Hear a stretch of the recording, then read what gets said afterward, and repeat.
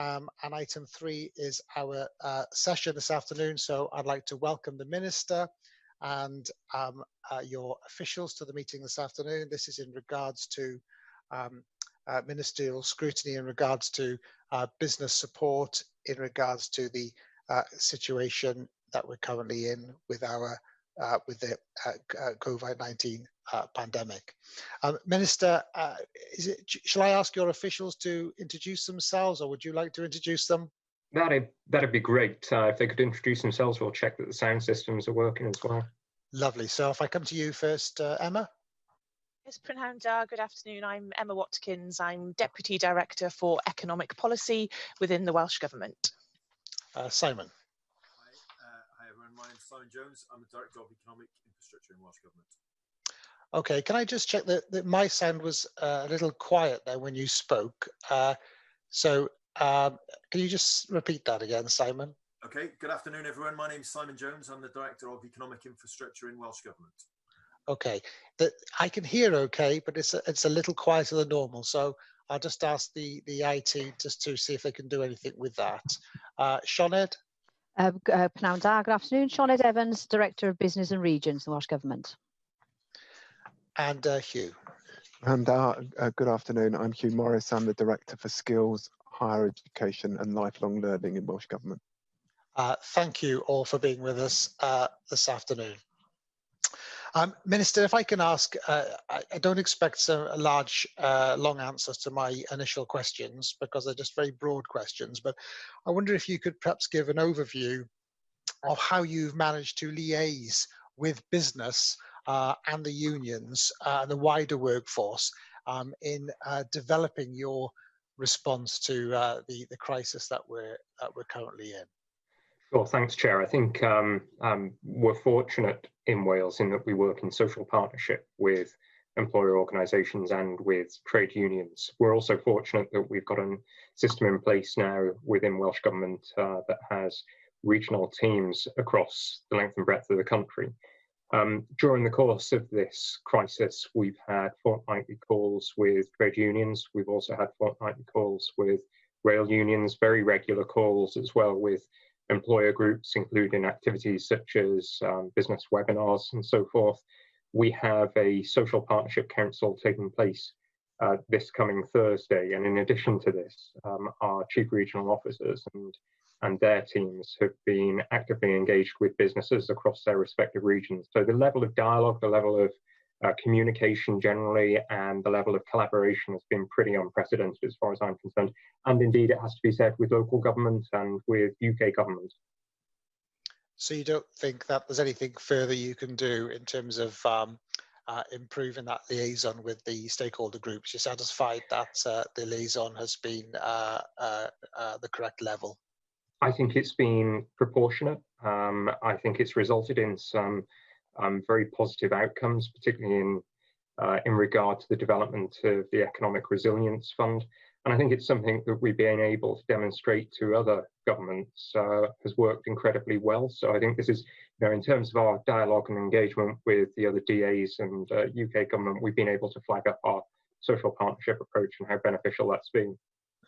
Okay, thank you, Minister.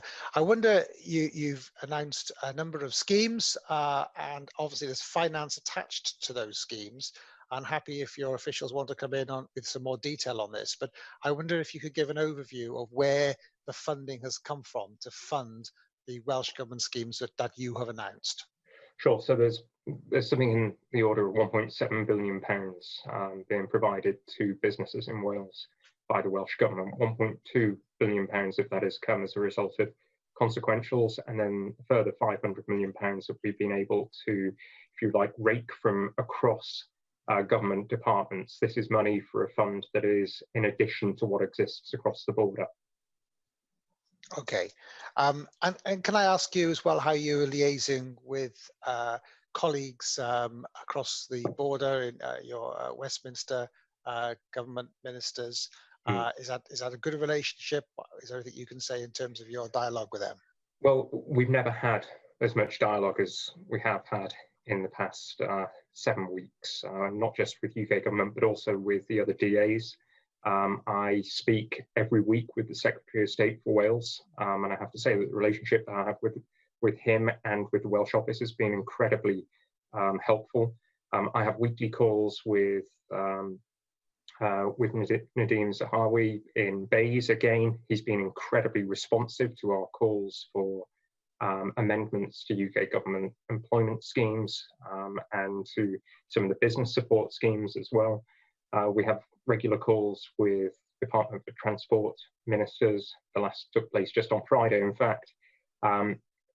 I speak very regularly indeed as well with ministers across the DAs, and we have quadrilateral calls on a weekly basis as well.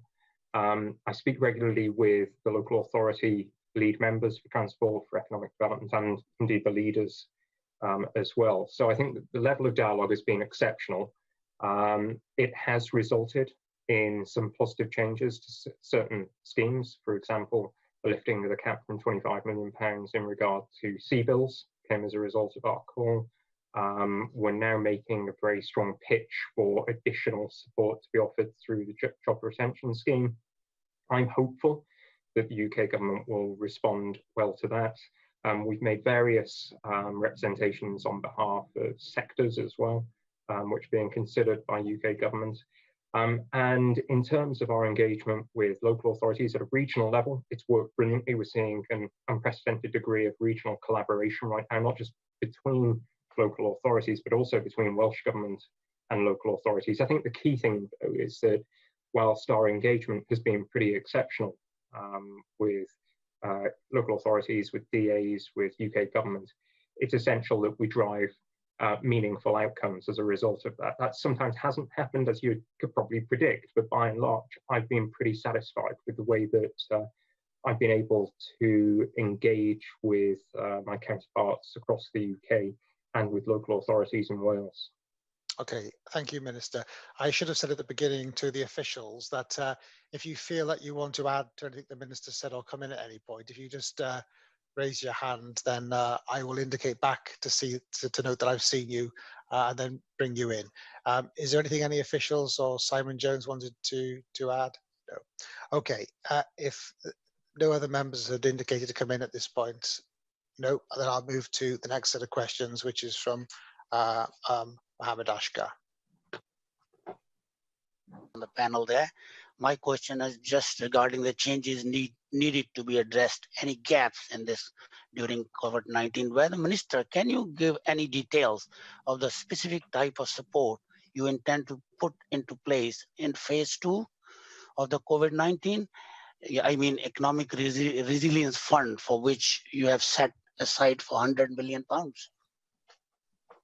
Yes, thanks, Mohammed. A paper is going to be submitted to my office this week, and we'll then be able to make an announcement regarding the further support that we're making available. I think it's worth saying that we've been able to take stock of some of the recent announcements by UK government in shaping some of the support that we're offering, particularly the announcement about the bounce back scheme. That was very important. It's essential that we consider how effective that has been as we look to what gaps we prioritise our funding with. I don't want to give any specific detail today because the announcement on the second phase is due over the course of the next week. So I think with respect, I think it may be best just to show a little patience right now because, as I say, it's vital that we take stock of those UK government schemes and the effectiveness of them. Oh, thank you very much, Minister. Whether there will be further support will be available for via the Development Bank of Wales, £100 million COVID-19 loan use fund fully subscribed within the first week of the operation. So how are you going to? Yes. We're looking at further support subject to the appropriate clearances being given. Then we'd expect the Development Bank to be able to go on responding to business needs that relate to the coronavirus epidemic. But it's also worth adding that there are other existing funds that the Development Bank still have available to businesses, including those micro business loans, the startup loans and so forth.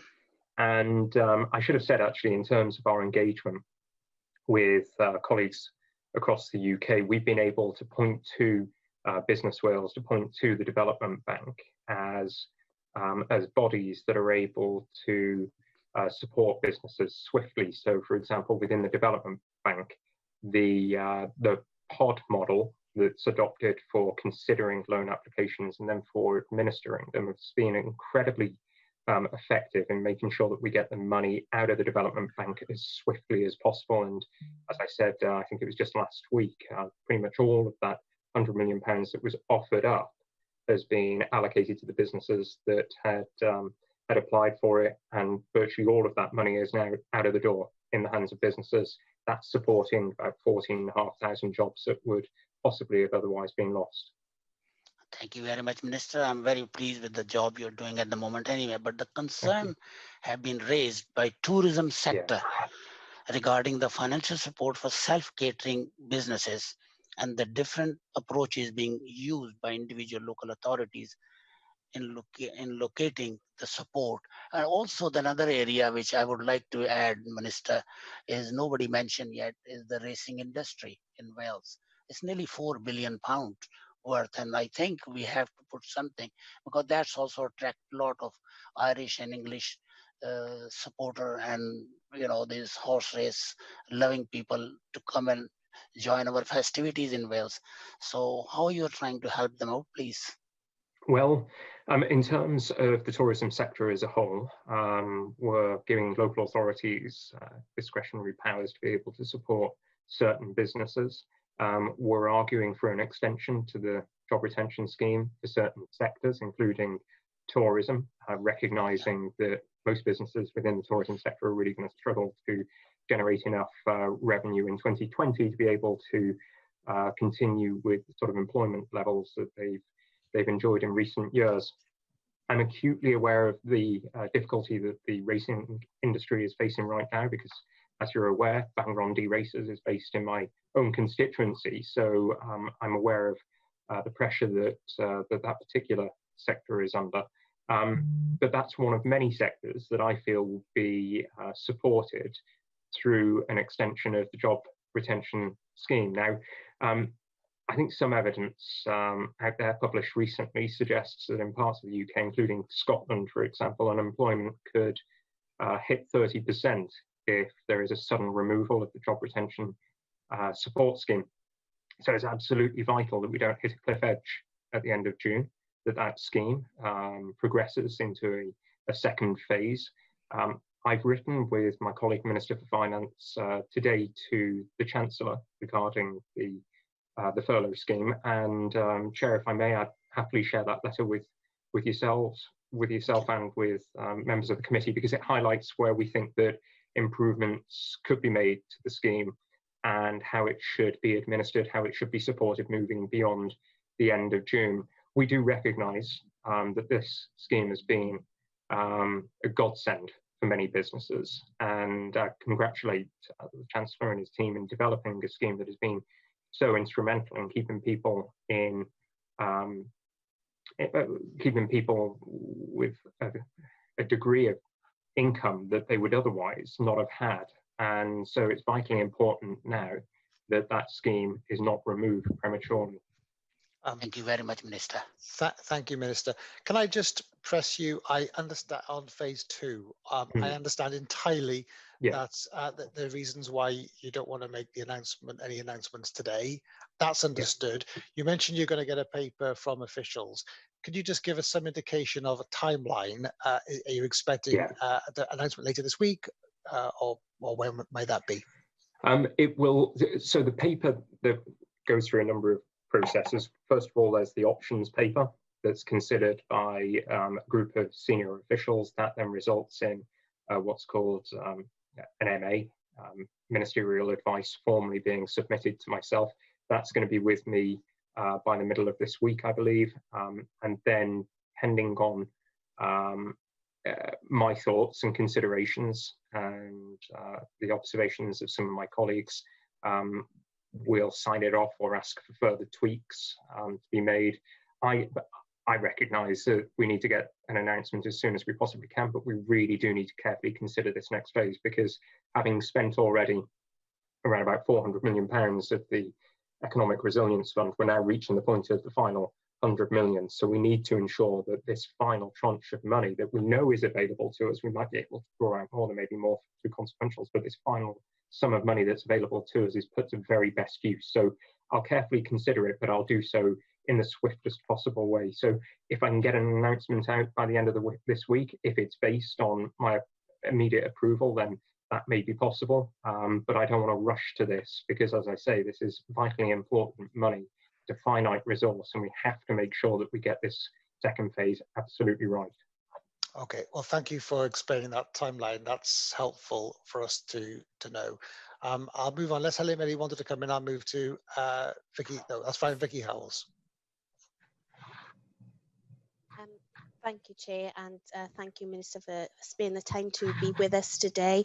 I've got some questions around what additional government support is needed in the coming months. And of course, with the Prime Minister's statement last night, I'm sure there's plenty for us to get our teeth into there. So thinking about the next phase of the pandemic, and also for the longer term as well, what support can the Welsh Government provide to safeguard businesses and jobs in Wales? Thanks, Vicky. I think it's worth stressing that some of our big strategic aims have not shifted because of coronavirus. We're still committed to decarbonisation, to fair work, to ensuring that we balance the economy across all of the regions, and indeed within the regions. In order to do that, and there is an opportunity as we recover from coronavirus to do just that, in order to do it, though, we have to make sure that some of our big stimulus packages, the infrastructure packages, for example, are used to drive fair growth and decarbonisation. But alongside our investment in infrastructure and the ongoing support that we'll be able to offer through Business Wales, through direct Welsh Government support, through the Development Bank, there is, without a shadow of a doubt, a need for the Job Retention Scheme to be prolonged, because that will make a decisive difference to the success or failure of certain sectors, including tourism. We've heard already the aviation sector as well requires ongoing support. So in addition to what we can do in Welsh Government, the UK Government's support schemes that are already operating really do need to be extended still further into the future. And on that note, Minister, we took evidence last week from trade unions, and they were very firmly of the opinion that there needs to be designated approaches for particular sectors such as tourism, aviation, manufacturing, retail, as you've outlined there. What is your view on that, and do you see that kind of sectoral support coming from UK Government, Welsh Government, or a mixture of the two? So our support to date has been pan-Wales and pan-sectors, but the UK Government support, we've asked for certain sector-specific support, principally for aviation, tourism, and also for the steel sector. The UK Government has by far the deepest pockets and therefore the greatest ability to intervene in order to support those sectors that are going to require a further period of hibernation or a greater degree of nursing into the future. So whilst we'll be able to make investments through the business and regions budget, that budget does not come anywhere near what is available to UK Government ministers. And I think the IFS have only recently recommended that as a result of coronavirus, there should be more funding made available to the devolved administrations to support business development and to support the economy. And that was another factor that drove myself and Rebecca Evans to write to the Chancellor. And aside from that letter, have you had any further discussions yet with the UK Government about the scale of additional funding that will be needed in the longer term? Well, we don't know exactly what sort of scale of funding is going to be required in terms of business support, because it's going to depend in part on how long the furlough scheme can operate. If the furlough scheme was to be removed at the end of June, we may see unemployment rise to levels that we've not seen since the 1930s. and that would in turn require a massive economic stimulus package that would have to last many, many years, if not decades, in order to recover from this. If the furlough scheme can be extended still further after June the 30th, then the package of support for supporting the economy as a whole may well be actually less. So it's my view that the furlough scheme could actually be an investment today in order to save longer term. And a final question from me with regard to, our real big hitters in the Welsh economy in this field. So I'm talking about Tata, Airbus, GE. Can you confirm to us that you are in discussions with them about the kind of sectoral support that will be needed for those areas? Yeah, we most certainly are. We're in very regular communication, constant communication at an official level. The weekly calls with the Wales office and with Bays cover these sectors and those specific businesses that you've highlighted. We're also in direct communication with some of the HQs for those businesses, as you can imagine, and we're working with regional leaders and local authority leaders as well, because of course they're being approached by a number of those big employers. Helen Mary. Thank you, Chair, and thank you, Minister. And there's also a further opportunity to thank you for the way in which you've worked cross-party with the lead spokespeople in this. It's been very helpful. Can I just give you an opportunity to put on record the approach that you have been taking specifically with the other governments in the UK around tourism? I think you've mentioned before that there is discussions ongoing at that level about a long-term package of support potentially for tourism and hospitality businesses, particularly those businesses that might lose their whole season this year at the way things are going. And can you confirm as well that you are asking the UK government to distribute any support that they may be giving, not on the basis of the Barnett formula, but on the basis of the significance of tourism to the economies of the different nations of the UK? So I think we're all very aware that tourism is a more important, more significant part of the Welsh economy than would be true, for example, of many regions of England. Thank you, Helen Mary, and thanks for your kind comments. And I'd agree entirely that we've engaged very constructively over the course of the past few months over this crisis and how to respond to it. And you're absolutely right about the regular calls that have taken place across the nations regarding a common approach to supporting the tourism sector and the need for a prolonged period of support from UK government in order to hibernate a lot of those businesses that are not going to be able to generate revenue until at least the spring of 2021. And if public confidence does not return until after that point, then it may be even further into 2021 before significant revenues can be generated. I don't want to step on the toes of my colleague, the Deputy Minister for Culture, Sport and Tourism, but I do know that he has had a quadrilateral call in the last week concerning the approach that could be taken to support the tourism sector. It's our view that there has to be a prolonged period of support for tourism. And as you rightly point out, I wouldn't wish to see any funding for sectors that are particularly prominent in Wales to be Barnettised, because that would essentially leave us with less funding per active enterprise than we might expect on the basis of a proportion of businesses engaged in that particular sector. And there's a precedent for our call for this to be made, in that we said to Bays when we were offered a Barnet consequential of the Industrial Energy Transformation Fund that we would actually rather be part of the UK programme, but with one very, very strong caveat, which is that we would expect as an absolute bare minimum a Barnettised equivalent of funding for steel businesses in Wales, but that our expectation would be that those businesses in the steel sector would draw down a much larger proportion of the amount of money that was available through that fund. So I'd be quite keen to apply the same principles to support for other sectors that are particularly significant within the Welsh economy. We could include perhaps tourism in that. We could include perhaps the aerospace industry. The automotive industry as well is critically important. It supports tens of thousands of jobs across Wales. It's already facing a huge challenge in terms of the move from the internal combustion engine to electrification and changes to consumer behaviours, I think there's a call for the automotive sector to be treated with special attention as well. Before I move to Heaven, David, Joyce Watson, did you have a question? Yeah, just very quickly, Minister, good afternoon. One area that hasn't been mentioned at all is the oil industry.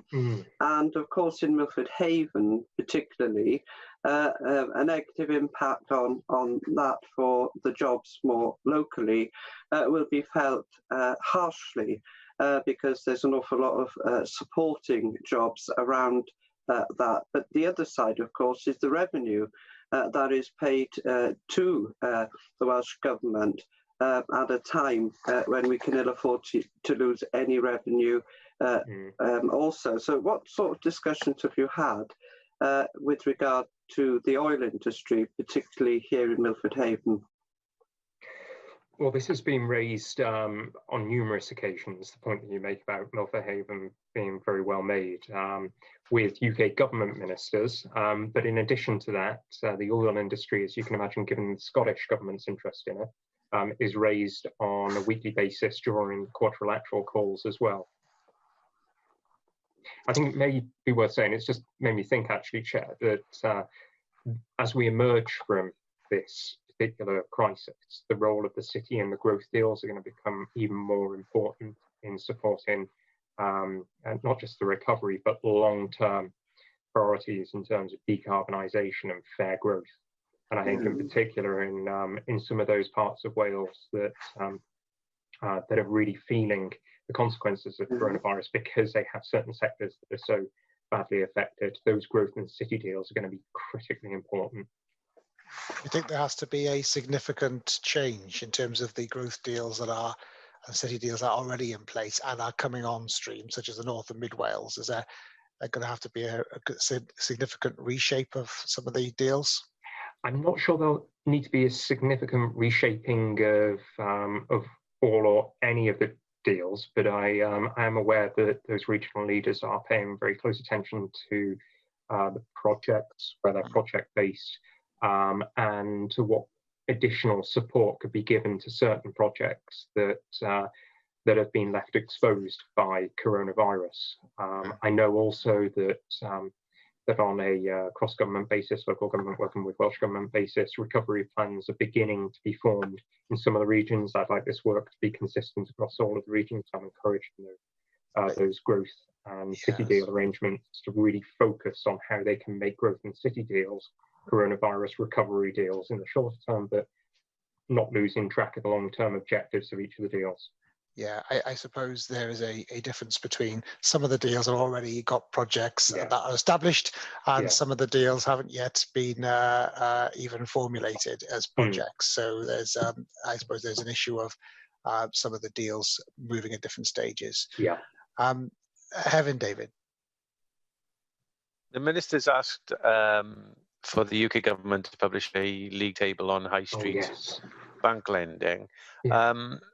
First of all, how is that going to be used, that data going to be used? But also, what other UK-wide indicators need to be reported at a Wales level? Thanks, Heaven. I think that it's important that there is some sort of transparency around high street banks' administration of CBILS to ensure that they're all administering it in a fair and consistent way. We're hearing from businesses that that might not be the case now, unless we have the data to justify anecdotal evidence, and we simply do not know whether that scheme is being administered properly, fairly, and appropriately by all of the high street banks. So I'm still hopeful that that data will be available, and they will be available on a Welsh basis. We've asked for disaggregated data concerning CBILS. I'd like to know what data is available as well regarding Wales in terms of the bounce back scheme. I think that would be very helpful. Yes. Just before you go on to other data you might need, what do you do if you receive information that a high street bank isn't adequately supporting? Yeah. So I have a fortnightly call at the moment with the high street banks. I invite each of the banks to report on their performance, and I have to say, when they report back on how they are performing, it sounds very, very impressive, but it doesn't necessarily tally on all occasions with what employer organisations are telling us. And so if we had disaggregated data concerning CBILS, we'd then know exactly, and if there was a league table published for the banks, we would know exactly whether or not the performance that were being presented. But what would you do? What would you do? We'd challenge the banks directly, which we've done already, but we'd be able to be challenging them with actual hard data at our fingertips. What does a challenge look like? Well, it comes in the form of a discussion with the banks regarding their performance compared to others, recognising that they're in a competitive market. One of the benefits of having a league table in terms of CBILS would be that it would drive competitiveness within the high street banking industry as well. Are there any sanctions that you deploy? That we wouldn't be able to deploy sanctions, I don't think, against high street banks over the administration of the UK government scheme. Okay. And that's why really, I think the only way that we can ensure that this scheme is being operated in a fair way in Wales is by publishing the data and bringing a good degree of transparency to it. Embarrass them into behaving themselves. Can I ask, are there other pieces of data that you need at a Wales-wide level in order to carry out your function? I think the more data we can get at a Wales level, the better. In terms of CBILS, that's been particularly important. We continue to make that call for Wales data. We have already, I can tell members, sectoral and regional impacts of coronavirus, which have proven very helpful in shaping our interventions. But any sort of schemes, including the job retention scheme, that can be broken down by a regions and nations basis is very valuable in terms of shaping our interventions. I'm not sure whether either Emma or Senedd have a view on what other specific schemes could be disaggregated in terms of the data. I suppose the thing I would say about the data really is that what's particularly important for us, Minister, going back to the earlier points and to the committee and as a chair, is that having a better understanding of the impact of the interventions that we're making as a Welsh Government will absolutely be able to help us in shaping the direction of any support moving forward. So actually the bank data just provides us with another source of information to help us to build on the impact that we've made already with the support that we've given. So any data is good data in this situation, but it has proved really quite difficult to at the moment extrapolate the information just for Wales. But I do feel we're on the cusp of perhaps receiving some of that in order to help us even fine-tune our support even more. The data regarding the job retention scheme is really interesting. That demonstrates, and other schemes for that matter, the data that's been made available to us on a Wales basis would show that Wales is more dependent on government interventions than Scotland, Northern Ireland or England. With regard to the job retention scheme, 74% of businesses have applied for that particular support stream. That's an incredible proportion of businesses. It compares to, I believe, around about 67% in England. So it does show the value in making sure that we get Welsh data. And it also shows why the JRS is just so important to the future of the economy. Okay, Charlotte wanted to just come back in, I think, Kevin. Just thank you very much, Chair. I just want to come back in and say, in terms of the ERF, we had 9,500 applications in for that within a very short period of time, around about the figure of £210 million worth. That scheme opened in the middle of April, and already, just looking at the latest stats from this morning, as of this morning, 5,200 offers had been made to almost £70 million. So the speed at which we're able to support has been really, really quick and really, really responsive. And as the Minister pointed out, in terms of the next phase, understanding the impact that is having and how we can tailor, which is actually a very small amount of money potentially available compared to the UK government on this, is incredibly important. So the more data we can gather, and we are actively attempting to get hold of that data as much as possible to make sure that we've got a very rounded offer for businesses in Wales. Yeah. Okay, and with that information, we would obviously like to scrutinise you and monitor the economic impact of the pandemic here in Wales. How are you going to report on the economic impact, and also how are you going to cover the effectiveness of the support schemes that you've deployed thus far? Well, in terms of monitoring and checking the performance, the criteria is very important in terms of the ERF regarding job retention requirements. Also, we get regular, as I said just a few moments ago, regular sectoral and regional impacts that enable us to monitor how effective our systems have been, and indeed how successful the UK government support schemes have been as well. And finally, I had a constituent who received £10,000 in the council tax, yes. The business tax grant. And one of the things that he said is that he noticed other small businesses around him in the community were receiving the money, but were still operating and were still trading. Obviously, that doesn't necessarily say that they don't need the money, but it does suggest that there's been a kind of blanket approach to distributing grant funding to different businesses. How can you be confident that money has gone where it's needed, and that fraud will be prevented as money is being distributed in the business community?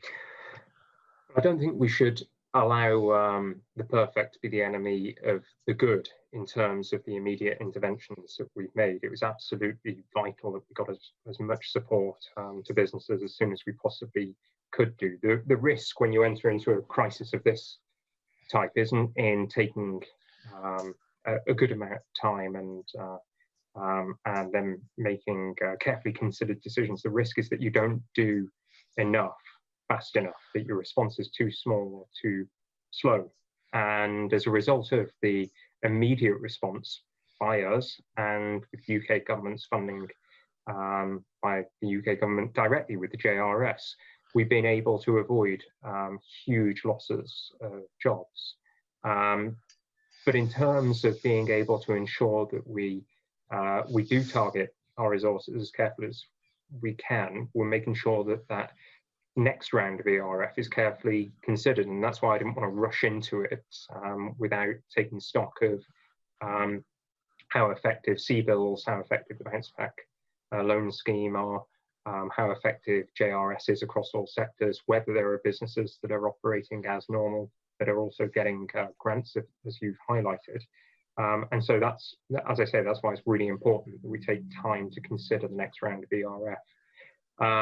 And in terms of fraud, our appetite to take risk has certainly increased. There's no doubt about that. And it had to, we're in a crisis. But we've done all we can to ensure that fraud, the risk of fraud, is minimized. And as I've said before, we've introduced certain criteria within the Economic Resilience Fund that has reduced risk to as low a level as possible. And if we find that fraud has been committed after an award has been made, we can guarantee that we will go back and ensure that that award is clawed back for the public purse.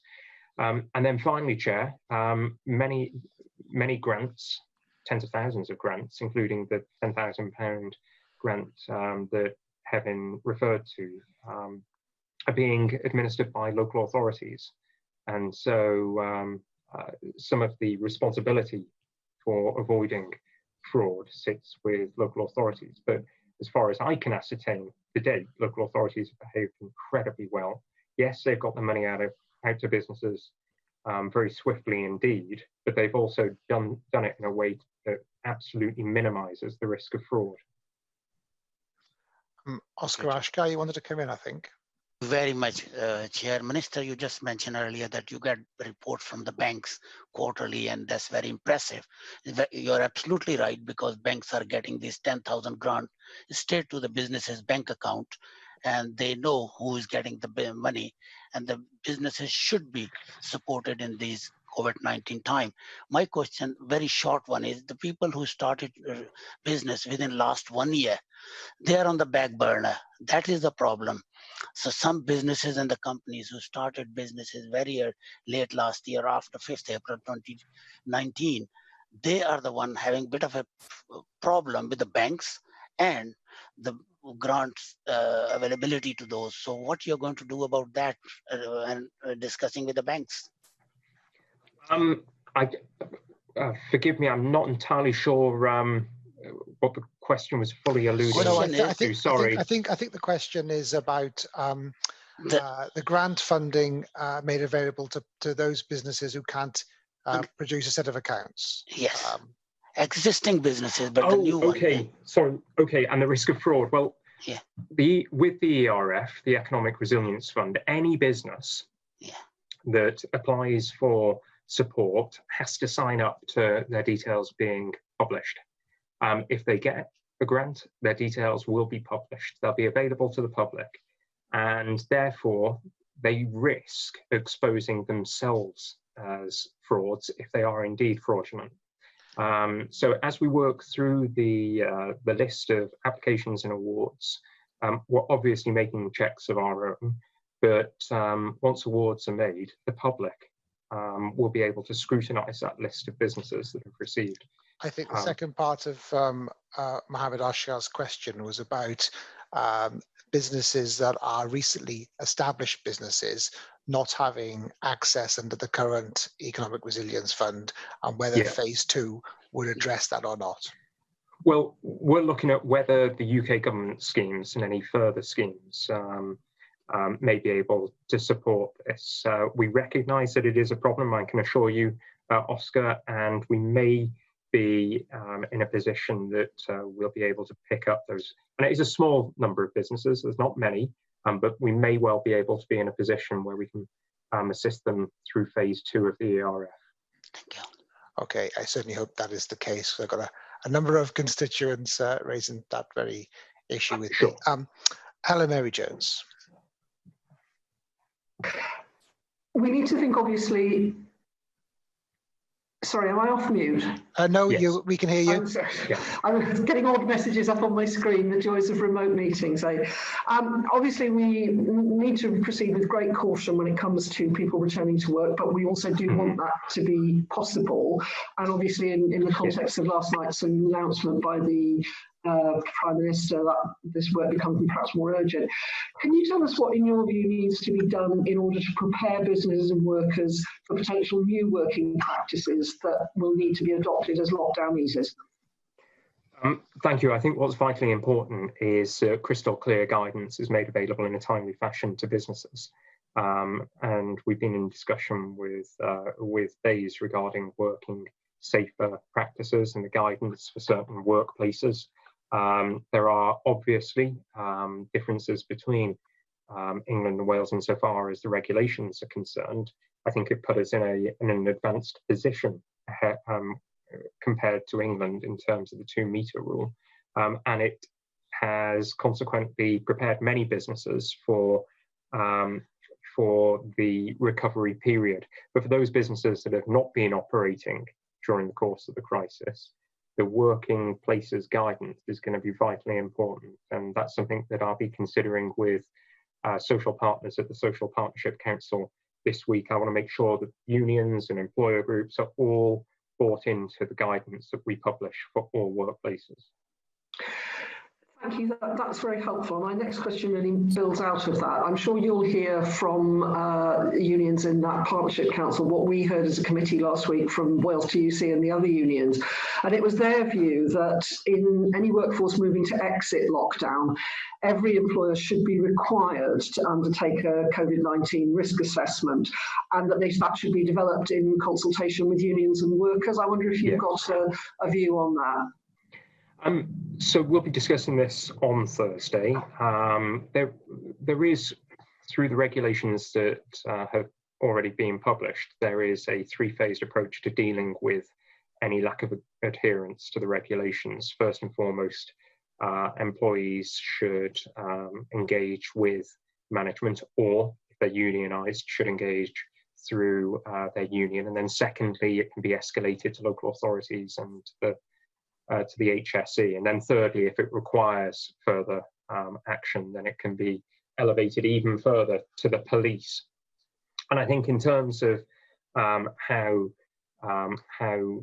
we ensure that risk that employees are exposed to is minimised, the guidance should be highly effective in ensuring that that happens across various work settings. But we are keen, in addition, to highlight good practice.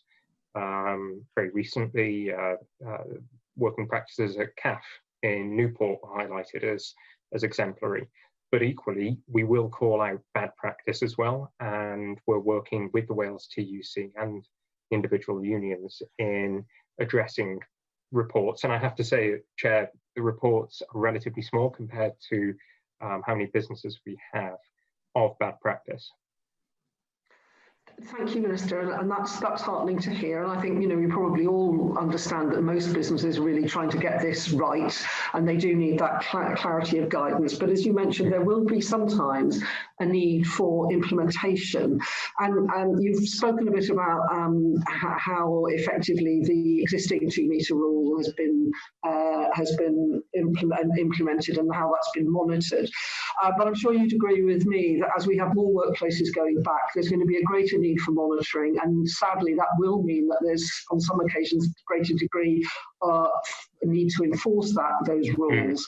Are you confident that those responsible for the enforcement, and I'm thinking particularly at local government level, will have the capacity to enforce effectively and hopefully to prevent businesses getting to the stage where there might need to be criminal reporting? And what discussions have you had with your colleague Minister for Local Government to see whether additional resources might be required for local authorities to enable them to undertake that enforcement work on all of our behalf? Well, we've checked because I think this is a vitally important consideration as we move towards restarting parts of the economy that have been in hibernation. We've spoken with local authorities, and we've engaged with colleagues in the Housing and Local Government Department regarding capacity within local government to support enforcement. It appears that local authorities are able to manage things fine at this moment in time, but of course we'll be monitoring very closely the capacity that's available as we see more businesses return to more normal activities.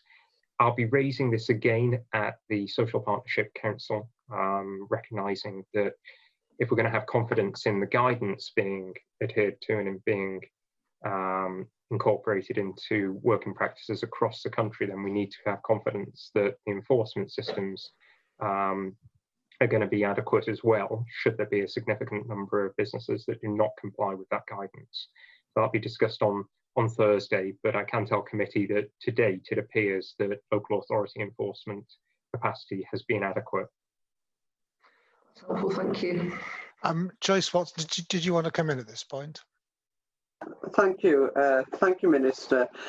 When we know now that yesterday there was an announcement that people need to go back to work in England, but of course we've got some people who live in Wales who work in England and vice versa. So what considerations are you giving to clarify those messages to the people who live and work across borders is one point. The other point is, of course, testing and tracing. If people are going back to the workforce at a time, I assume, when the pandemic is levelling off locally, are you intending then, if you ease transition into work, that the workplace will be testing and tracing people so that we don't see a spike again. And my very final question is, we've all seen the panic buying, because some people have been working all along. We've all seen the panic buying that happened in the supermarkets primarily. Has there been any work done to evaluate whether shop workers are increased in number, affected disproportionately then as workers outside the health care sector as a consequence of their workplace? That's a really interesting question. I would need to, I think it's worth investigating that, but I'd need to liaise with colleagues in different departments regarding that particular matter, principally officials, ministerial colleagues in health, but certainly I'll try to ascertain any figures that may be able to answer that last question. And in terms of cross-border issues, as you can imagine, I represent a border constituency, and so I've already been emailed by a number of people asking the very same question. But actually, it's very clear on both sides of the border which businesses can reopen and which businesses must remain closed. And the message about getting back to work actually has applied to those people that are employed in businesses that could operate until now, but where it was decided they should essentially go into a period of hibernation. I think what's happened is some people have got the impression that there's a whole raft of businesses that were not allowed to open during the course of the initial part of the crisis that will suddenly spring open now. That's not the case. The guidance, regulations, very, very clear indeed over which businesses can reopen, which cannot, and it's pretty much consistent on both sides of the border. That information is available through a frequently asked question section on the Business Wales website, and it's available on the .gov.wales website as well. But there will be some businesses where there are differences. For example, we've heard that certain leisure activities may resume in the middle of this week within England that may not resume within Wales, and those leisure activities will also have jobs attached to them. For example, tennis clubs as one example. And so there may well be a small number of people who live within Wales but are employed in those leisure facilities just across the border that will be asking the question, do I need to go into work now? And for that reason, we are looking at how we can provide that very clear guidance through the Business Wales website, which is, by and large, it's already there. And I'd urge everybody to point any business that is concerned about this and any individual to the Business Wales online service. Thank you. Back to you, Helen Mary Jones. And this is a different set of questions around apprenticeships and trainee programmes. Yeah. Can I begin by asking whether you've been able to make an assessment of the number of apprentices that may have been made redundant or furloughed during this period, and what's being done to ensure that they're able to complete their apprenticeships? I don't know whether Hugh Morris has a number. I don't believe we have that figure as of yet, because providers are obliged to ensure that apprentices complete their frameworks. They're also required to use their best endeavours to ensure that alternative work, an alternative employer is secured. We stepped in immediately to provide some surety to apprenticeship providers, to training providers, right at the start of this crisis. And as a result of that, we've been able to maintain as best as possible a training provision for apprentices during a really, really challenging period. I don't know whether there's anything more that Hugh would like to offer on this point. And no, just to confirm what you've said, Minister, we don't have firm figures at this point, but there is an obligation on providers to provide alternatives where apprentices are displaced. Thank you. So sort of further to that, Minister, you mentioned the initial support, the arrangements you came to. Could you tell us a bit more about the details of the funding arrangements that were made with work-based learning contractors and the impact that that will have on their provision and their staff? Yeah, sure. This was support based on an average of funding over a period of time. I think she'll be able to give details about the specific figures, but our objective has been to ensure that we can avoid job losses as much as possible. Where furlough takes place, then so be it, but we wish to see a very minimum increase in unemployment, and so that's why we ensured that there was funding available to providers to guarantee that further funding, to guarantee that further activity, and to prevent the loss of jobs. Hugh, are you able to give an outline of the support, how the support was reached?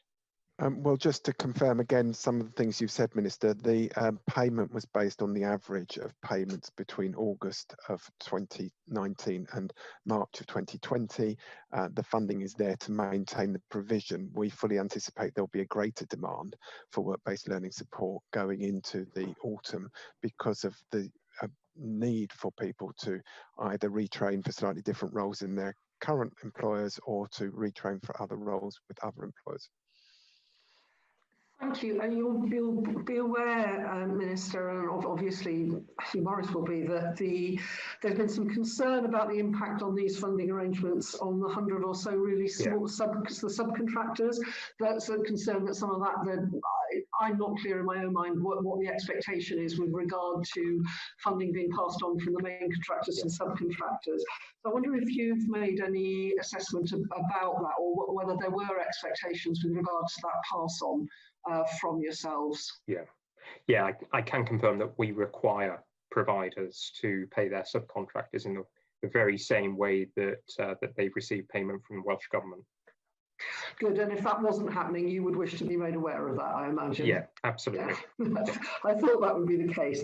And a couple of slightly more specific questions.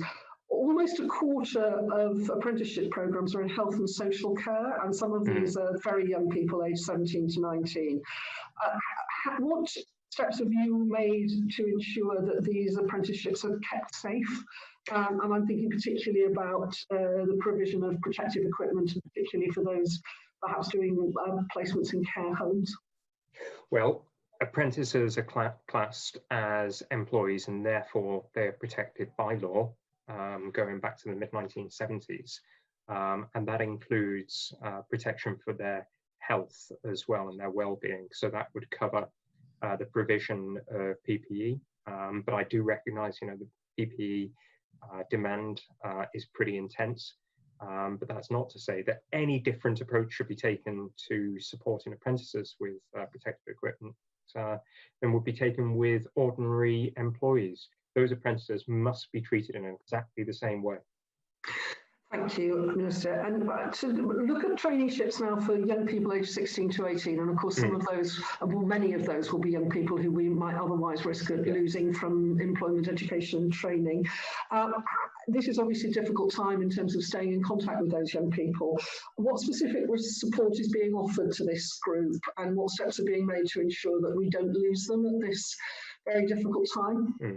So there's online support that's being offered and online learning that's being offered to apprentices and learners who are going through traineeships.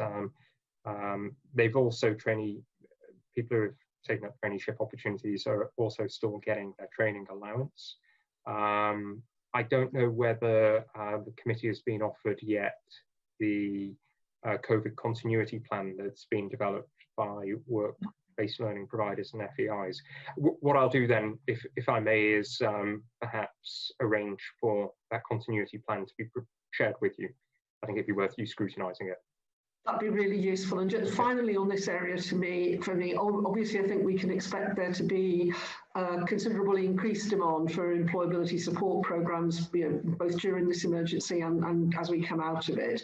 Can you tell us a bit about how provision is being delivered now and what plans there are to upscale that support if, as unfortunately, we may face significant redundancies as the next phase of the crisis proceeds? Well, you're absolutely right. There could be immense demand for support.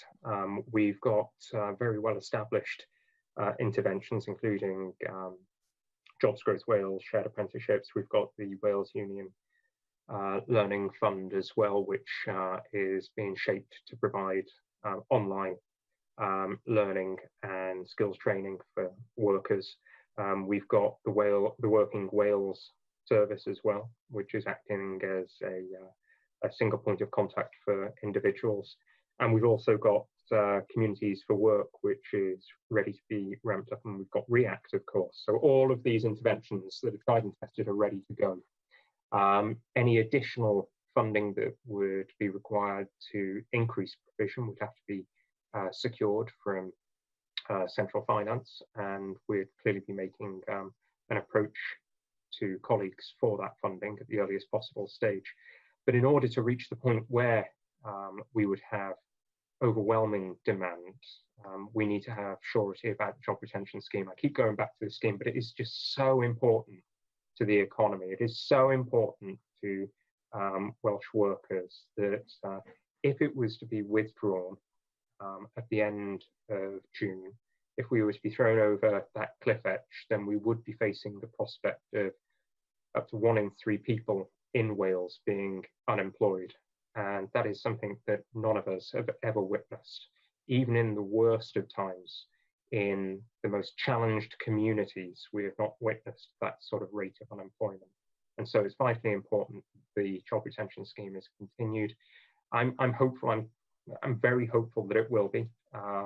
I applauded the Chancellor when he announced that scheme. He was absolutely right, and I'm hopeful that he's going to do the right thing and extend it further.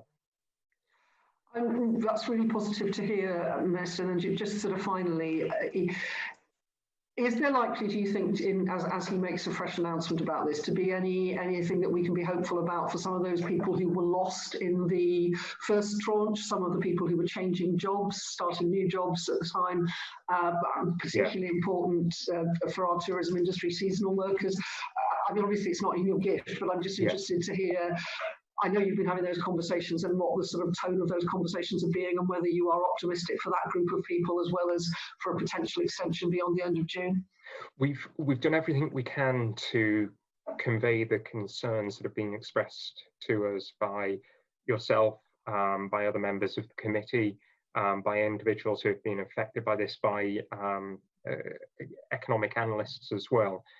Repeatedly, we flagged up the need to address those gaps that emerged after the first announcement, and the need to make sure that a second phase of the job retention scheme is based on the lessons learned from the first phase, just as the CBILS revisions were based on early lessons learned. So we've made the case as strongly as we possibly can. I do believe that it's been recognised by BEIS colleagues, and it's now for the UK Treasury to then determine whether to apply those lessons that have been learned and whether to make the necessary changes to the scheme as it enters a second phase. I sincerely hope they do that. Okay, thank you, Helen Mary. Mohammed Ashkar. Chair, my question relating to Cardiff Airport and some of aviation industry. Minister, there are some implication of funding, long-term and short-term assistance to Cardiff Airport, which you are kindly doing it and making it floating the airport rather than going under for a long time. So what are the plan in the short term during the COVID-19 and the long term, how you're going to deal with it? And you're also asked a bit, because aviation is not devolved. So you have asked the British government to change the policies regarding aviation urgently. So which area you would like to see changes? So my couple of questions in one rather than ask you so many So, you know, Mohammed, the aviation sector is perhaps in the deepest crisis it has ever experienced. This is, in all probability, going to be worse than the fallout from 9/11 was.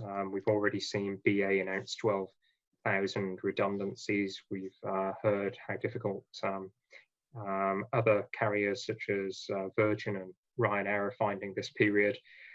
No part of the sector anywhere on the planet is immune from coronavirus and its effects right now, and Cardiff Airport, of course, is no different. In terms of interventions that need to be made in the short and the long term, first of all, we need an aviation strategy from the UK government that recognises the value of regional airports, that recognises that in hopefully the not too distant future, there will be a recovery in the aviation sector, but that between now and that point of the recovery beginning, a very strong bridge has to be created to support as many people as possible who are employed in the sector get through this challenging period.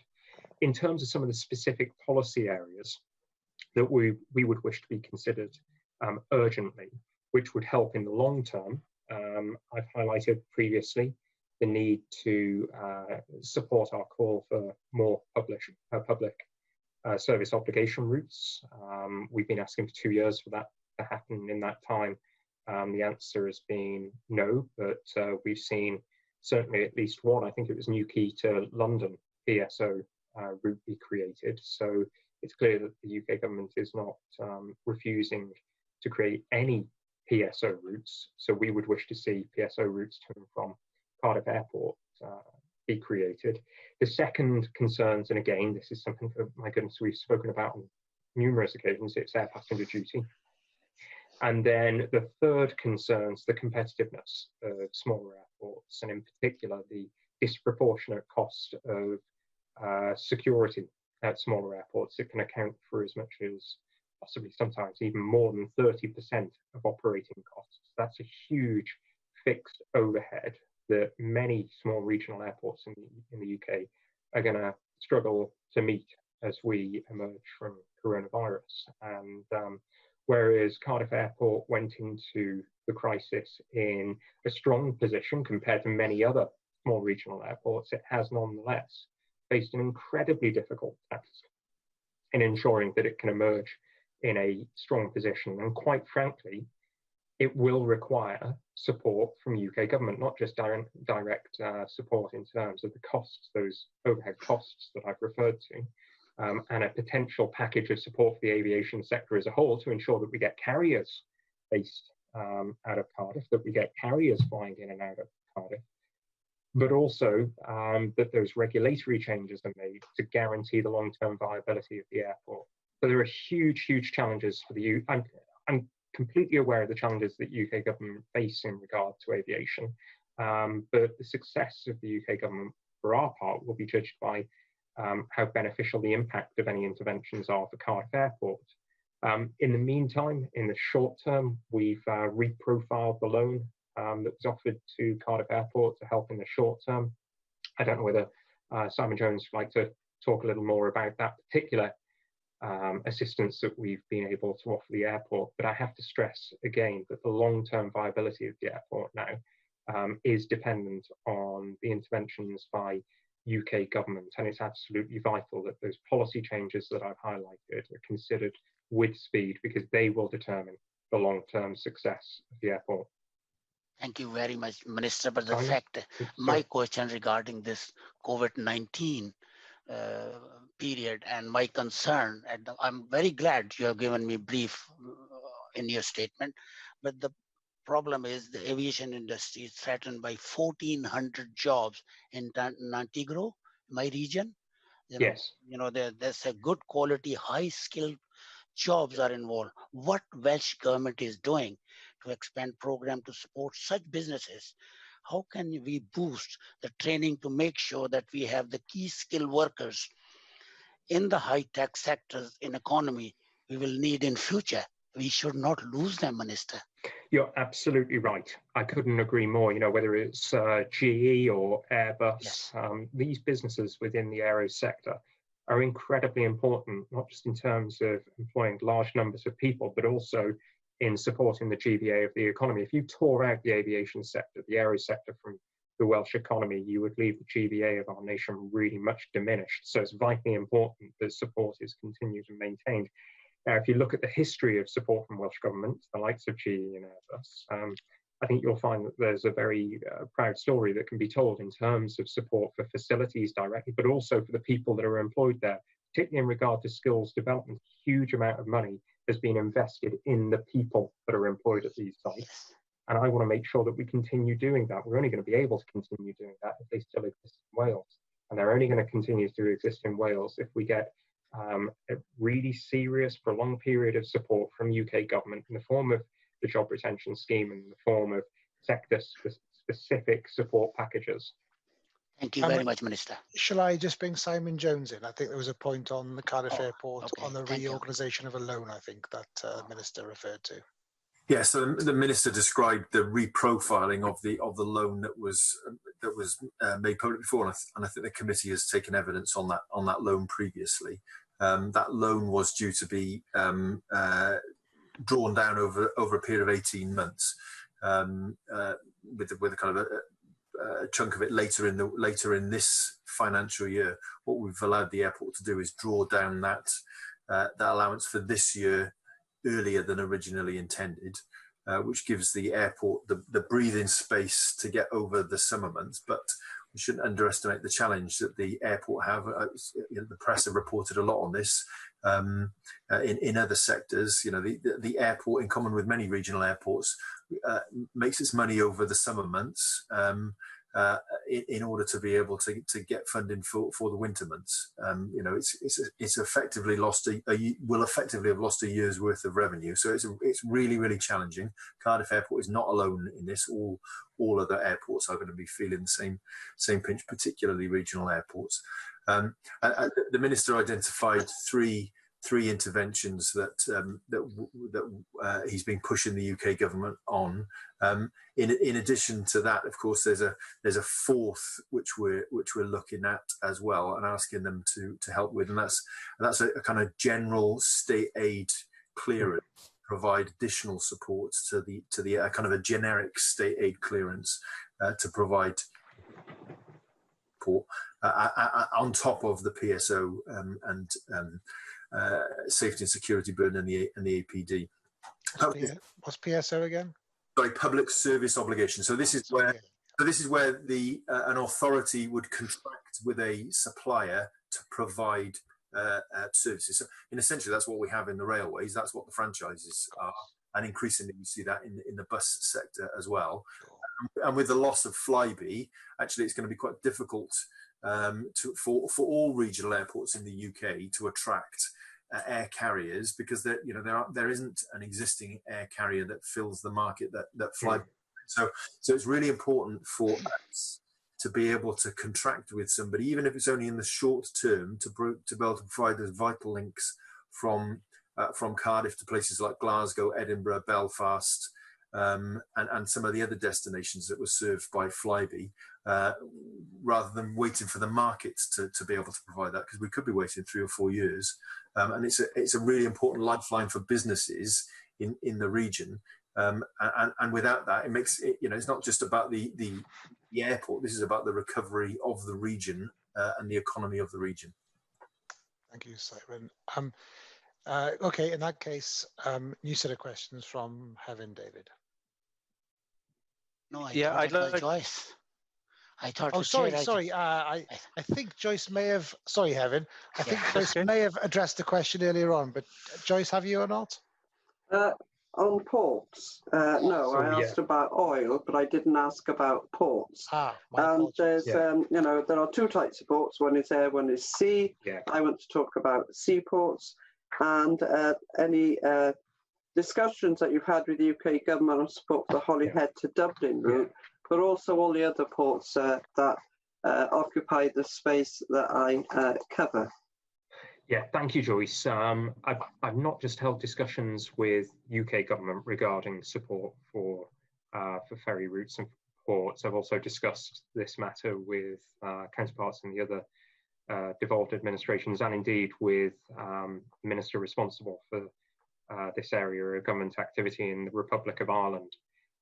Now, with specific regard to the Holyhead to Dublin route, I spoke just last Friday, actually, with the Minister in the Department of Transport about this particular concern that I have.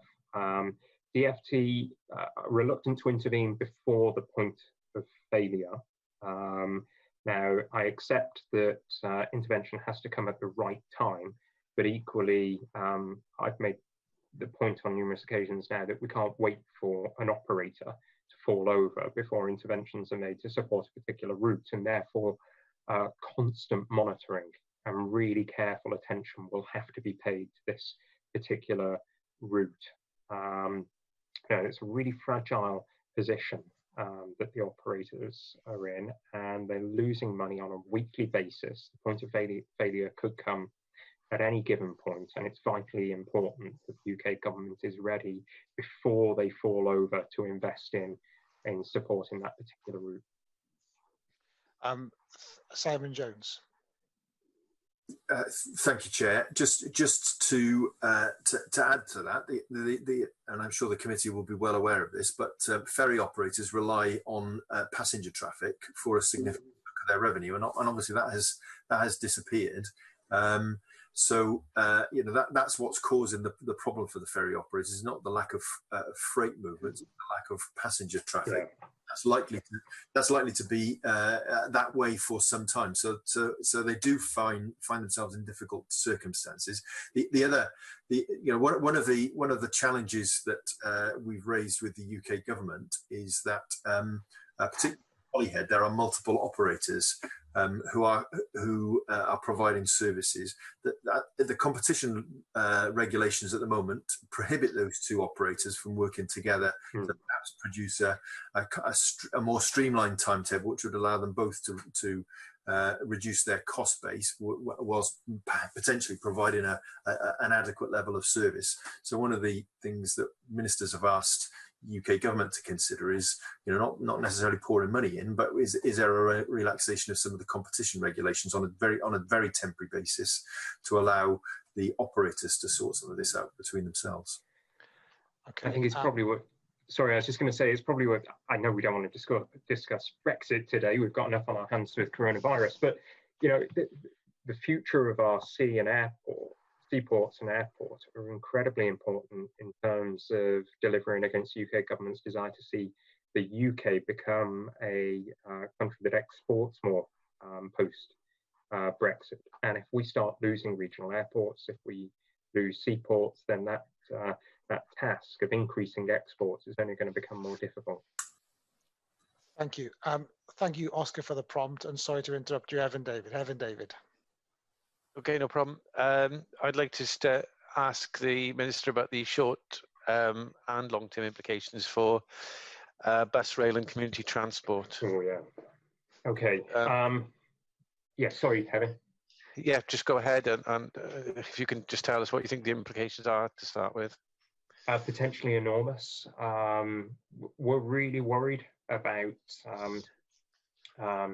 public transport, not least because behavioural change could see a reduction in patronage on bus services and rail sometime as people fear being in close proximity to other human beings. Secondly, during the course of the recovery, we're likely to see social distancing maintained, and that has capacity issues for the rail network and for bus services as well. We may see only 10 to 15% of capacity delivered on bus and rail services as social distancing maintains a 2-metre barrier between individuals. That then has a major impact in terms of the the subsidy that may be necessary to keep buses and to keep trains operating. And then the third point that's causing me concern in this regard is that there's a huge social justice issue that we need to consider, in that 20% of people in Wales just don't own a car. They do not have the option of driving to and from work, to and from hospitals and so forth. So there's a really important point to consider, which is how do we prioritise capacity in the coming months to ensure that those who are most dependent on bus and rail services, who are critical to the health and well-being of the nation, are able to actually access those services. One of the things the Prime Minister said in his broadcast last night was to people, if you can use a car to get to work, then use your car, don't use public transport. How comfortable are you with that message for England? That wouldn't transfer over to Wales, would it? So I don't want to be, I'm not going to say avoid public transport. I don't want people to fear using public transport, because actually with transport best practice in place, in terms of making sure that good hygiene is available to drivers, in ensuring that people are social distancing, actually so public transport is relatively safe. And I wouldn't wish to say to the travelling public, avoid public transport. We're going to need more people to use public transport more of the time in order to get the sort of modal shift that our environment requires. Equally, I don't want to put at risk huge amounts of energy that has gone into already creating a system by which we're right on the cusp of being able to develop an integrated transport system in Wales.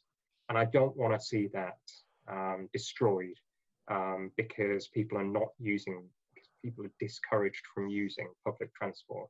In the longer term, we absolutely need more people to be going from A to B by public transport. And I'm not going to dissuade people from using buses or trains now, but what I would say is that we are going to have to plan better to ensure that that vastly reduced capacity is put to the use that meets our health and well-being priorities, but that also ensures that we deal with the potential social injustice that I've highlighted, and that we prepare appropriately, that we make sure that trains, that buses, that stations are ready to accommodate the sort of numbers of people that may require lengthy queues, and that then we prioritise in the right way, because there's going to be a huge issue to consider around demand management.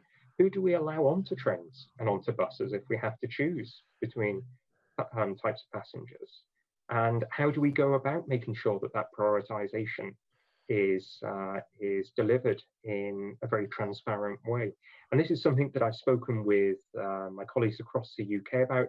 I spoke with Metro Mayors Andy Burnham and Steve Rotherham last week about this issue, because of course it's going to be a real challenge within intensely urbanised areas where the demand for public transport is higher. And I have to say that we really do need some further detail insofar as availability of PPE is concerned, and testing and whatever else may be demanded from the sector before we can implement any sort of significant increase in public transport services. So before I'm sure we'll get the chance to look further ahead after the 28th of May as well. But for now, do you feel that the operators of public transport and local authorities that support them have responded effectively? Local authorities have responded brilliantly through this crisis, and for the most part, operators have as well. I know that there are some that we've heard stories about concerning the availability of hand sanitizer and other hygiene products. But for the most part, operators have behaved very well indeed and responded very well. And those that have fallen short, we've dealt with. Okay, and with regard to the money that you've provided for public transport, the UK government promised £167 million of new funding for English bus services. You've announced £29 million in Wales, and how much of that is additional funding that wouldn't have otherwise been provided? Okay, so that additional money that was announced by UK government essentially only brought up the offer to English bus operators, only brought the offer up to what we were already offering in Wales. Right, okay. And that's because in Wales, Simon, correct me if I'm wrong, about 45% of the income for bus operators comes from your purse, the public purse. Whereas in England, I think the figure is around about 25%, much lower. And therefore, our intervention was already significantly higher than in England. That additional money that was announced by UK government brought the subsidy up to Welsh levels. So the 29 million you announced is additional money because of the crisis? It's a hardship fund that was designed just to basically stem the bleeding, but Simon can explain the rationale behind that. So in normal circumstances, bus operators claim reimbursement for carriage of mandatory concessionary fare passengers. They claim the bus services support grant, and they claim youth concessionary travel as well. And those are on a kind of per journey or per kilometre basis. With the crisis, the volumes of people weren't going to generate any revenue for the operators as a result of those three grant provisions. So what the minister's done is allocated money to the operators from the budgets that we had for those three measures, pro-rated at the same rate as the operators were receiving those sums of money before. So, for example, if in the previous quarter an operator had received £500,000 for mandatory concessionary fare, BSSG, and the youth card, then they would have got that same amount of money in this quarter. Okay. And with regard to rail services, I'm sorry I'm moving on, but time is so short. With regard to rail services, there's £40 million has been announced at TFW. How is that being allocated, and what is it going to be used for? On the basis of pain sharing, so you'll be aware that revenue support systems that were incorporated into the franchise agreement allowed 20% of the pain to be placed on the shoulders of the Welsh Government, and 80% would be with the operator and development partner.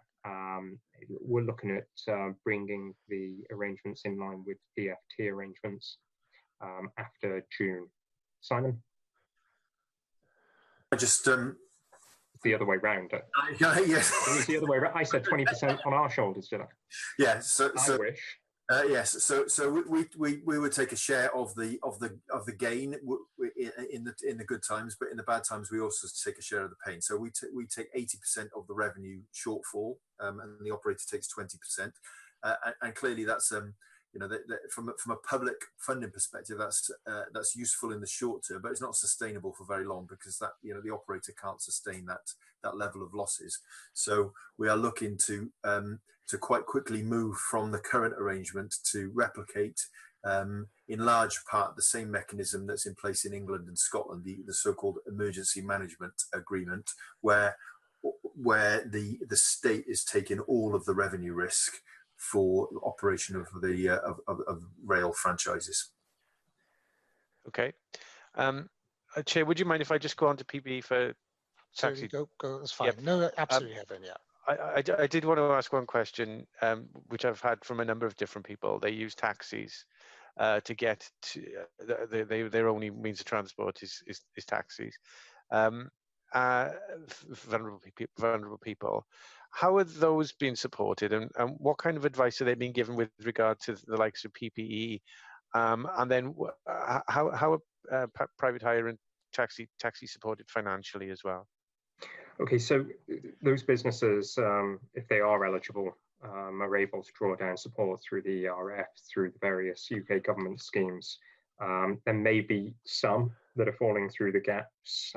If they are, then we'd wish to hear about them as we consider the future of the ERF. But in terms of the travelling public, guidance will be published, not just for operators, but also for passengers as well. And we hope to publish that as soon as possible.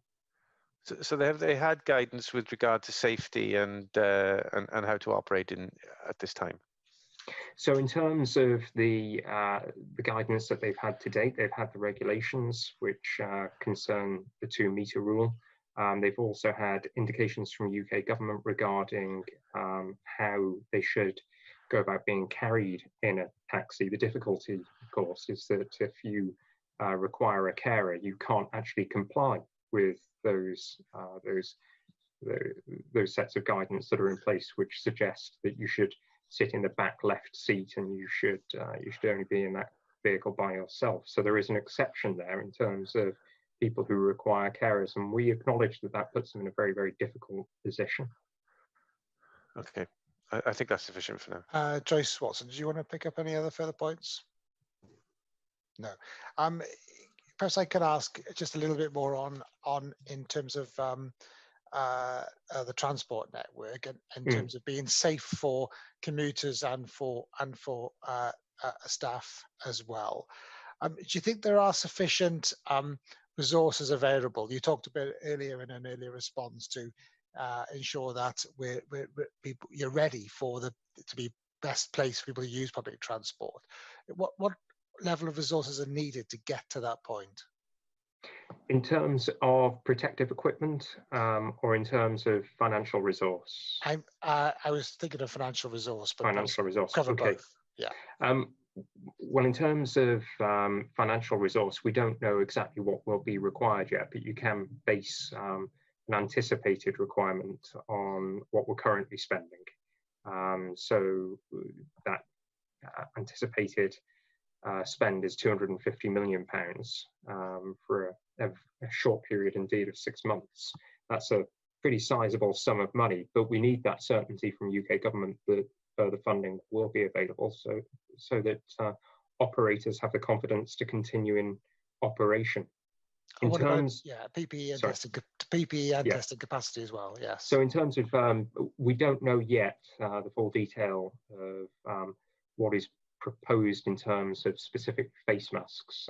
We've heard about face coverings, but in terms of the capacity that's going to be required and the availability to meet demand, we've raised this regularly, and I say we, meaning myself and my colleagues in the other DAs with UK government.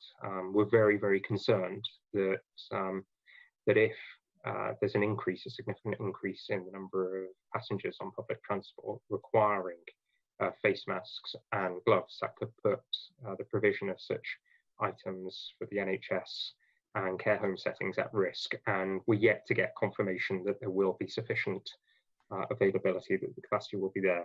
How does that rub against your earlier answer in terms of perhaps not being so minded to encourage people not to use public transport and to use perhaps vehicle, the cars, their own cars, or other means of transport? How does that rub against that? Because sure, you would not want to encourage you to use a public transport until those measures are That's in right, place. Absolutely. And that's why I think timing is very important as well. That we wish to ensure that people can use public transport, but we wish to ensure that they can use it in the safest possible way. And we need to have answers to those outstanding questions regarding PPE and so forth before we hit go on the resumption of services. And when do you think that might be in terms of timing? Well, you'll have, I'm sure, seen numerous reports regarding the timing of increased rail services and bus services. My point to the DFT has been, don't set a date until you absolutely know that you have the drivers available to be able to increase services, that you have PPE for staff, that you know that the travelling public will be able to acquire or make facial coverings if that's what's going to be required. Don't set a date in time and then say we will work towards that and we'll commit to that regardless of whether public transport can operate safely. It's absolutely vital that public health is put first, but equally, I would not discourage, once we've reached that safe point of commencement for more services, I would not discourage the public from using public transport. Minister, I think it was a couple of weeks ago approximately, you made a statement to members in terms of long-term mechanisms to fund public transport. Yeah. When do you believe you'll be in a position to report back on that? Okay, so that's policy in development. I don't know whether Simon's kind of got an indication of when specifically we'll be able to report back to committee on that work. But I will endeavour to get back to you as soon as possible. Yeah, if Simon can add to this, is the timing and the process as well. So we're working through that at the moment in light of the limited assembly time for or plenary time for the buses bill as well. So that there's some decisions to be made there, because the buses bill was clearly a significant part of what the future looked like. So we're looking as well as the buses bill at contingencies should we not be able to get that through because of limited time. So there's a range of different activities which we're pulling together. I think it's going to take us several months to pull this together. So we are going to need to continue to evolve the short-term support that have been provided to buses in the same way as we're evolving the support to rail in the way the Minister has just described. So the package of support that's in place for buses runs through until the end of June. We're already talking to the operators about finessing some of the detail of the monthly reimbursement that each operator receives over the course of the months between now and the end of June. And I guess if ministers determine that there's a requirement to put additional support into buses post-June, we will continue to refine those measures in parallel with developing a clear plan for what we do with support for public transport in the longer term. I should just clarify as well, Chair, if I may, that that estimated figure that I gave of £250 million a year for public transport, if social distancing is kept for some time, reducing the fare box, would be in addition. That's annually in addition to what we're already putting into public transport as a subsidy. Okay, thank you. I think the final question from me.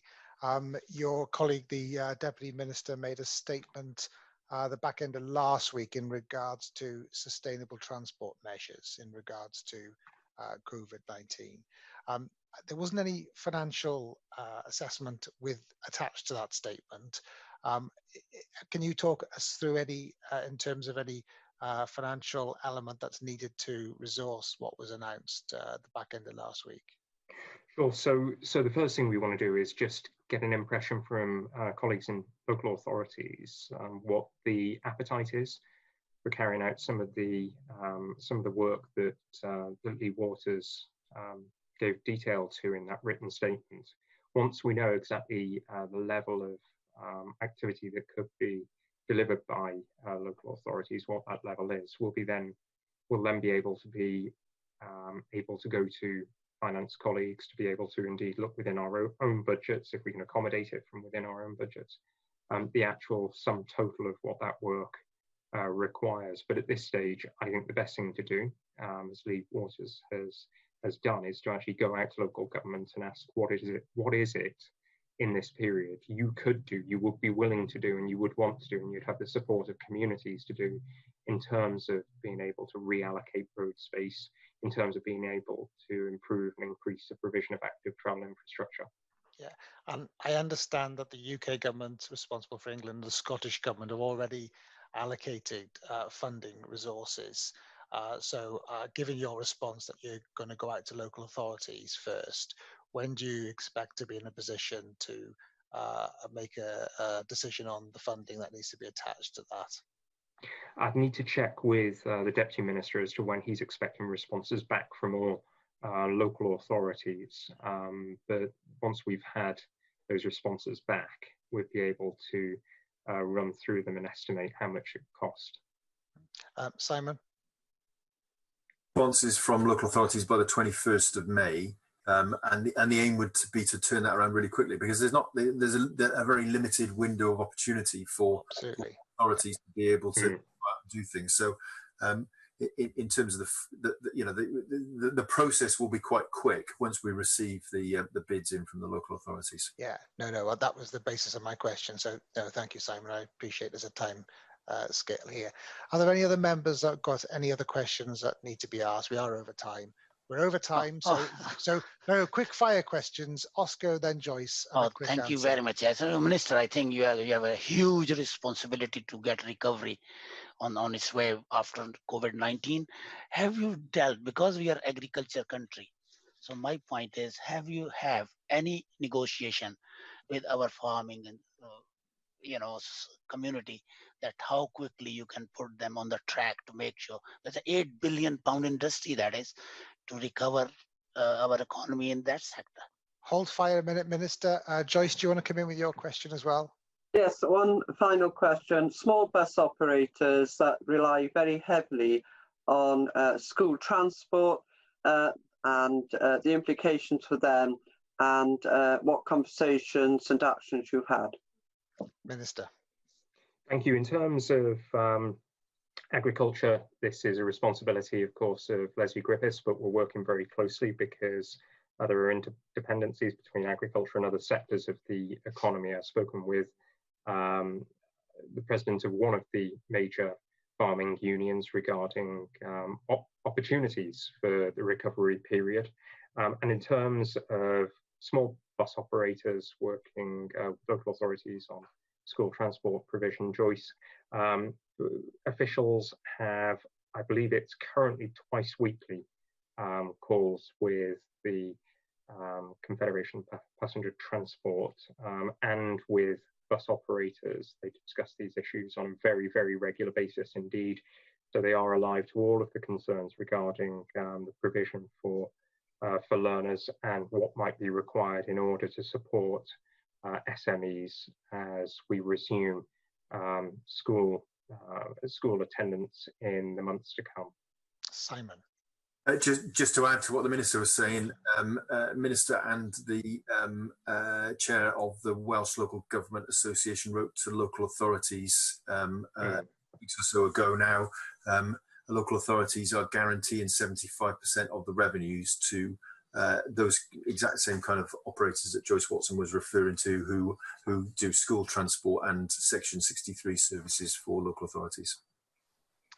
Okay, thank you, Simon.